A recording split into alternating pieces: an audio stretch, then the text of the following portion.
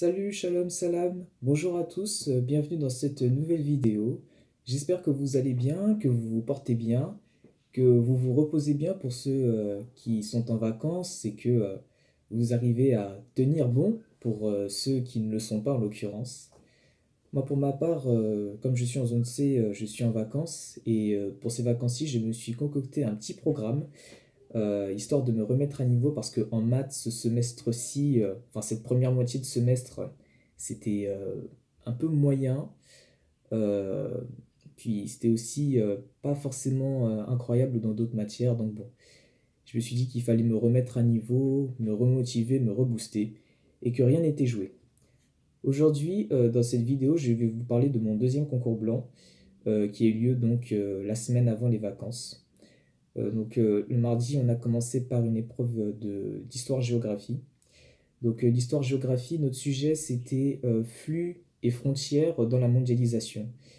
Et ce sujet-là, c'était une personne de mon internat qui nous avait dit, je parie que ça va tomber sur cette partie-là du cours, donc la partie sur les frontières en l'occurrence.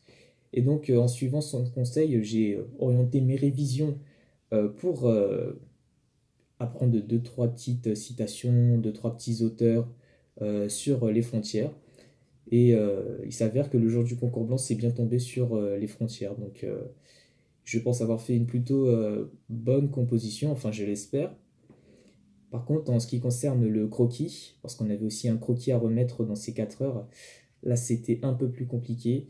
Disons que j'ai fait l'erreur d'avoir mis la légende au, euh, au verso de la carte. Parce qu'en fait, j'avais plus de feuilles de brouillon et puis, enfin, le temps était déjà fini. C'est-à-dire qu'il était, enfin, les 4 heures étaient déjà passées. Donc j'ai fini en retard pour ce croquis et je pouvais pas demander de nouvelles feuilles, sinon j'allais me faire ramasser ma feuille. Donc je n'ai eu d'autre choix que d'écrire ma légende au verso. Bon, je recommencerai pas cette erreur parce que je pense que ça va mettre, enfin, ça va être fatal quoi sur ma note. Ensuite, le lendemain, donc le mercredi, j'ai une épreuve de mathématiques. Donc l'épreuve de mathématiques portait essentiellement sur les intégrales, les séries, euh, les développements limités. Ça, c'était un premier exo. Il faisait, je crois, une page recto verso. Enfin, il était assez balèze. Il y avait un autre exercice qui portait sur les variables aléatoires et le dénombrement. Bon, mon habitude, j'ai pas assez bien conceptualisé l'exercice, donc dès les premières questions, j'avais faux. Donc j'ai pas voulu aller plus loin. Ensuite, il y avait un troisième exo sur les matrices, mais la présentation de l'exo m'inspirait pas vraiment, donc j'ai pas voulu le traiter au début. Ensuite, j'avais un quatrième exo qui portait sur les espaces vectoriels, les bases et les dimensions. Et enfin, un dernier exo qui portait sur les fonctions. Donc, dans l'ensemble de l'épreuve, je m'en suis, disons, moyennement sorti, parce qu'il y a une première moitié de l'exercice 1 que j'avais faite. Après, vu que j'ai été un petit peu pris par le temps, je me suis dit, il faut que je regarde les autres exos pour pouvoir gratter des points ailleurs. Et après, je me suis rendu compte que 20 minutes avant la fin, finalement, l'exercice sur les matrices n'était pas si infâme que ça. Il était plus abordable que ce que je ne pensais. Donc, j'ai un peu regretté sur la fin de ne pas l'avoir commencé plus tôt euh, dans mon épreuve. Ensuite vient l'après-midi l'épreuve d'anglais.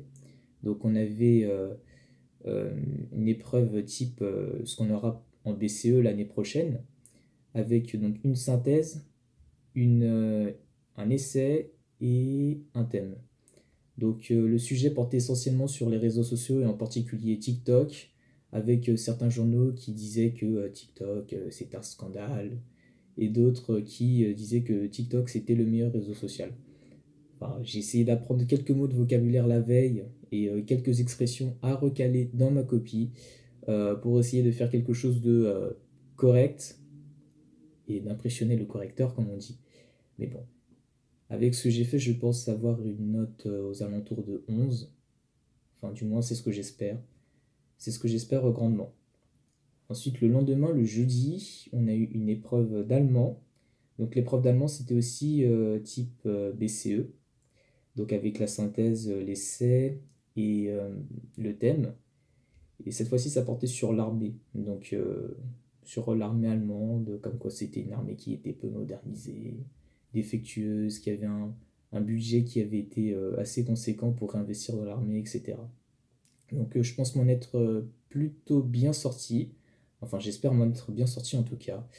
Et bon, je verrai ce que notre professeur d'allemand à la correction mettra comme appréciation, mettra comme remarque. Mais je pense m'en être bien sorti. Et j'espère aussi en tout cas. Ensuite, on a eu une synthèse de lettres. Alors, la synthèse de lettres, j'ai été complètement fatigué quand on l'a commencé. J'étais complètement à la ramasse. Pour tout vous dire, j'ai même dormi une demi-heure pendant l'épreuve, tellement j'étais KO. Donc, j'étais pas du tout dans l'épreuve. En plus, les trois textes, ils me semblaient divergents complètement. Euh, donc, c'était. Ça va pas être quelque chose d'incroyable, hein, ma synthèse, hein. Si j'arrive à viser le 9, je suis franchement extrêmement satisfait. Ensuite, parce que quand on a demandé le thème, enfin, de la synthèse des trois textes, quel est le thème commun? C'est la question qu'on a posée à notre prof. Il nous avait répondu que ça portait sur la technique. À aucun moment ce mot n'apparaît dans ma synthèse, si vous voulez. Donc bon, je pense être un petit peu à côté de la plaque. Et voilà. Mais bon, on verra ce que ça donne. Peut-être parfois, on pourrait avoir de bonnes surprises, mais bon, je m'attends pas à quelque chose d'exceptionnel en tout cas pour ma part. Et ensuite, le vendredi, on a fini par une épreuve de philosophie. Donc mon sujet, c'était apprendre à penser. Donc heureusement, la veille, j'avais bien révisé à fond les auteurs. J'ai révisé à 200% Descartes, les auteurs grecs, etc. Donc j'espère avoir fait une argumentation assez propre, des propos assez justes, pour avoir une bonne note, disons. Donc j'espérerais avoir au-dessus de la moyenne pour cette épreuve de philosophie. Je crois que dans un premier temps, j'avais dit qu'on ne pouvait pas apprendre à penser parce que c'était quelque chose d'inné, la pensée, avec le logos, etc. Ensuite, j'ai réfuté cette thèse et après j'ai dit que c'était un processus parce que l'apprentissage, c'est quelque chose qui se fait sur le long terme pour acquérir une capacité qui est ici le fait de savoir penser. Bon, j'espère que ça convaincra le professeur en question qui va corriger ma copie et j'espère m'en être bien sorti. Là, bon. Mais bon, en ce moment, c'est les vacances, et qui dit vacances dit repos, mais aussi travail. Et j'espère me remettre en jambe pour remonter dans les matières où j'avais un peu chuté, notamment en maths, où j'avais, je crois, démarré à 5 au second semestre. Là, j'ai fini à 8 à la dernière, enfin, au dernier contrôle de maths. Et je crois la philo aussi, j'avais un peu baissé. Langue, je me maintiens. L'histoire géo, ça fluctue.